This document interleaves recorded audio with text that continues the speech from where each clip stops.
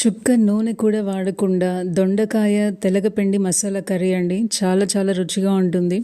రైస్‌తో అయినా, రోటీతో అయినా, నాన్‌తో అయినా, దోసలతో కూడా చాలా చాలా బావుంటుందండి. మసాలా కర్రీస్ అనగానే ఒక 1/4 లీటర్ ఆయిల్ అయినా వేయకుండా ఏ వంటలు, ఏ వీడియోల్లోనూ చూపించడం లేదండి.